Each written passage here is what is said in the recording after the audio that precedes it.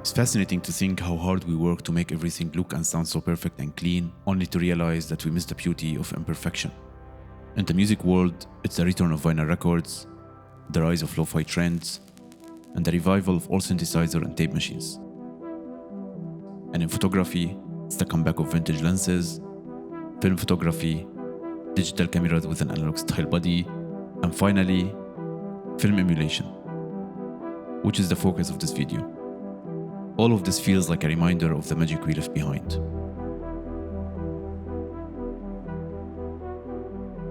There is also this idea that we're drawn to the film look purely out of nostalgia, but I believe there's something more to it. It's not just about the warmth or the raw feel of film, with its imperfect colors and shadows. What really makes it special is the constant variation in texture, the way it feels alive.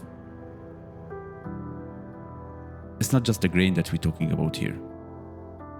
Little things like film breathe, light leaks, and gate weave bring a kind of movement that's easy to overlook when we try to recreate the film look. These subtle shifts give us space to feel, to see something beyond just an image. Something you can't just fake with an overlay or cinematic LUT. Hi and welcome to the channel. My name is Aziz, I'm a filmmaker, and film emulation is something I've been experimenting with in both photography and motion picture. I use DaVinci Resolve and have gotten some great results with film emulation power grades. Most of these power grades aim to recreate specific looks and emulate only few but well-known film prints. And the process usually involves loading a massive node tree and tweaking most of the nodes to get the image just right. And that's where plugins like Dehancer really shine. A few weeks ago, Dehancer reached out to review their plugin and I was genuinely excited. Quick disclosure, Dehancer sent me a copy of the plugin but no money exchange hands. They have no influence over the content of this video. I want to see it before it's published. In fact, they emphasize that they are looking for an honest review to improve their product. So let's dive in and see what this plugin has to offer. So what is Dehancer? Dehancer is a film emulation plugin for DaVinci Resolve, Final Cut, and Adobe Premiere Pro and After Effects. There's an incredible team behind it who studied and experimented with real film stocks in development labs to emulate the unique characteristics of each stock and print and implement it in their software. I've been reading about the plugin and the story behind it is really inspiring. You can read more about this along with articles on some of the film stocks and development process on their website. Before we go any further, if you find this video helpful, please consider subscribing. I have other videos coming up and your support means a lot. And if you are considering buying Dehancer, you can get 10% off with this code at the checkout. With that out of the way, let's take a look on how this plugin works. By the end of this video, I will share my honest thoughts about Dehancer, its strengths, and where it could improve, and kind of work around for some of the limitation of the plugin. So first I thought I would make a full tutorial explaining every option in Dehancer, but soon I realized that it would be a few hours video and other creators already did an amazing job in covering this. So I will link some of them in the description. So instead, I will show you how I use Dehancer and explain some of the options as we go. Let's start by taking a look on my color space settings. As you can see, I'm not working in color managed environment, so I've set the color science to DaVinci YRGB. I like to work in DaVinci Wide Gamut, so I will set that for timeline color space, and Rec 709 Gamma 2.4 for output. Let's go to the color page. For every clip here, I created symbol node tree with CST input and output nodes to transform the camera profile to DaVinci Wide Gamut, and then from DaVinci Wide Gamut to Rec 709 for final output, with exposure, balance, contrast, saturation nodes before Dehancer. Alright, let's add Dehancer to an empty node. Okay, not exactly what I wanted here. Let's start clean by scrolling all the way down and click on Disable All Tools. This lets us build our film look from scratch. I will also hold the Option key or Alt for Windows and click on any menu to collapse them all so I have a better overview. Let's start by selecting our input profile. Here you can choose your camera model and picture profile if you want to keep things within the plugin. Since I already converted my camera profile to DaVinci Wide Gamut in a different node, I will choose that as an input. You will find option to adjust color temperature and tint, and the fringing option to remove chromatic aberration from your footage. From here we can choose the film stock we want to emulate. There is a wide variety and I encourage everyone to learn more about some of those film stocks on the Dehancer website. For this example, I will choose Kodak Vision 3. You can also adjust pushing and pulling, which replicates the process used in film labs to modify ISO by altering development time. Let's go to Film Developer to add some contrast and color boost. Then we're gonna add some film compression to compress the highlights, make them less distracting and more natural to the eye. In Expand, let's adjust the black and white point to fine-tune contrast. Then we're gonna choose our print. and I will choose Kodak 2383 for this example, which will add contrast and alter the colors and give it a very pleasing filmic look.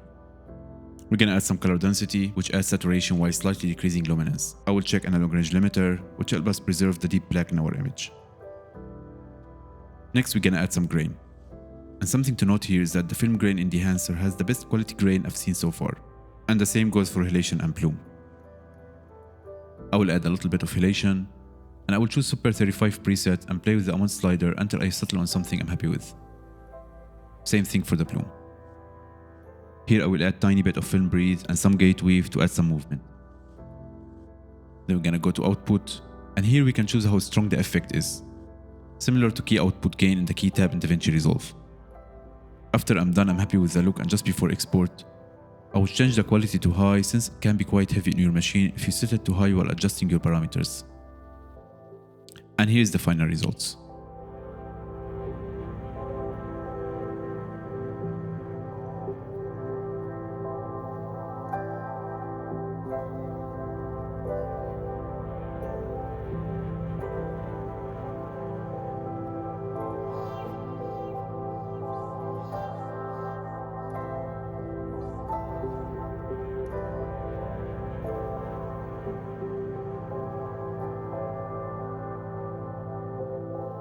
For the pros and cons, I will start with the pros, and on the top of the list for me is the convenience and ease of use.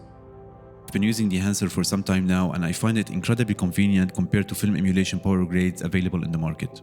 While you can get great results with those, and they can be more budget-friendly option, I believe the convenience of having all parameter sliders in one place accessible across multiple NLEs is a game changer. Next, let's talk about updates. What really stands out for me is the amount of effort the Dehancer team has invested in replicating the film look as authentically as possible. But what makes it even great is that the plugin is getting updates like new film stocks, print, camera profiles, along with other bug fixes and improvement, which can be huge. For example, if DaVinci Resolve or Final Cut Pro get big updates and require Dehancer to make a new version to work with these updates, you'll be assured that you'll be getting that, while other power grades options may not stand the test of time in this case. Dehancer offers many film emulation options, which allow anyone to build their own film look, and the adjustment sliders give you full control over this process, while many other options are look specific, like 16mm or Super 35 emulation, etc. For me, the real two cons I found about the plugin is first, the price. At the time recording this video, Dehancer cost $449 for the Pro version. What I do believe is a good investment if you want a professional level film emulation option. I noticed that the plugin is also marketed to indie filmmakers like myself, and can be quite big investment in a plugin for a lot of us. And the second is the fact that the plugin can be heavy in your machine, especially after loading multiple instances of Dehancer and or enabling many effects. A kind of workaround for this is if you are using Dehancer only for film emulation and you do your color correction and color grading outside of Dehancer, and your footage have similar lighting. In this case, you can run it on a timeline or group level in DaVinci Resolve, or adding it to an adjustment clip on top of multiple clips in Premiere Pro. To wrap things up, I think Dehancer is a great investment if you are looking for long-term film emulation solution. They also have an awesome colorist award, and you can use the link in the description to submit your project and get a chance to win an amazing prizes. Alright, that's it for this video. I hope you found it helpful or entertaining. If you did, please like and subscribe. Let me know in the comments what your favorite film emulation tool is, and I will see you in the next one.